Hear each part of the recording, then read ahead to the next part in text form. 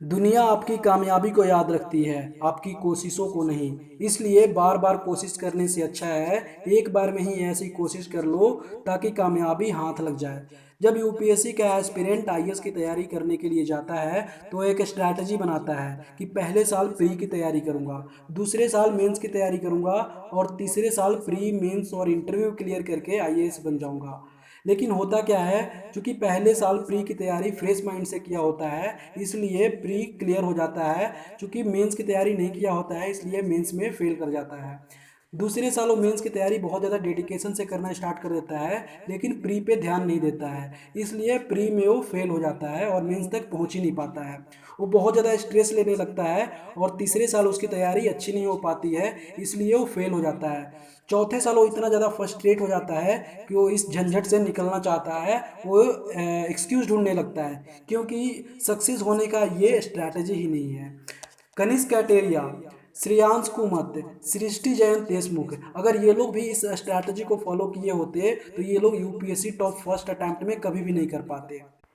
इसलिए 3 साल में जितनी ज़्यादा एनर्जी लगाने की स्ट्रैटेजी बनाई थी उतनी एनर्जी 1 साल में लगा के देखो, आपको सफलता जरूर मिलेगी।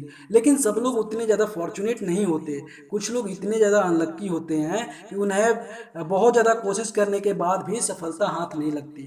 उनके लिए मैं एक लाइन कहना चाहूँगा, जब दुनिया ये कहती है कि हार मान लो तब तुम अपने दिल पे हाथ रखो और कहो मुन्ना एक बार फिर से प्रयास करके देखो। अगर बात फिर भी नहीं बनती है यानी कि आपको अपने काम से प्यार नहीं है। पहले आप अपने काम से प्यार करना सीखो, फिर आपको सफल होने से कोई नहीं रोक सकता है। अगर बात फिर भी नहीं बनती है यानी कि आपके प्लानिंग में कोई गड़बड़ है।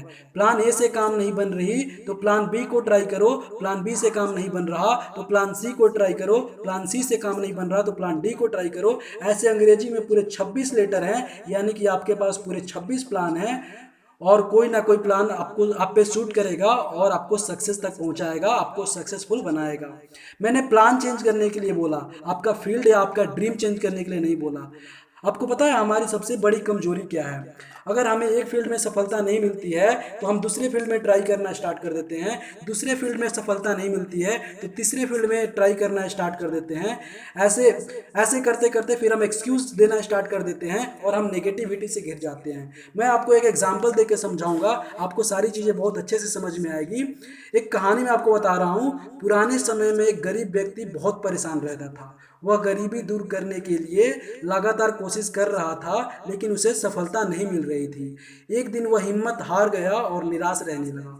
कुछ दिन बाद उसे एक संत मिले। युवक ने संत को अपनी सारी समस्या बताई तो संत ने उससे कहा कि इस तरह निराश नहीं होना चाहिए, प्रयास करना बंद मत करो। ये बात सुनकर व्यक्ति ने कहा, मैं हार चुका हूँ, अब मैं कुछ नहीं कर सकता। संत को सब कुछ समझ में आ गया और समझ गया कि व्यक्ति नकारात्मक विचारों से उलझ गया है। तब संत ने उससे कहा कि मैं तुम्हें एक कहानी सुनाता हूँ, कहानी से तुम्हारी निराशा दूर हो जाएगी।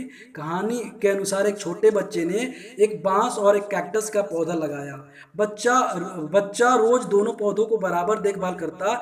कई महीने बीत गए, कैक्टस का पौधा पनप गया लेकिन बांस का पौधा वैसा का वैसा था। बच्चे ने हिम्मत नहीं हारी और वो दोनों की देखभाल करता रहा।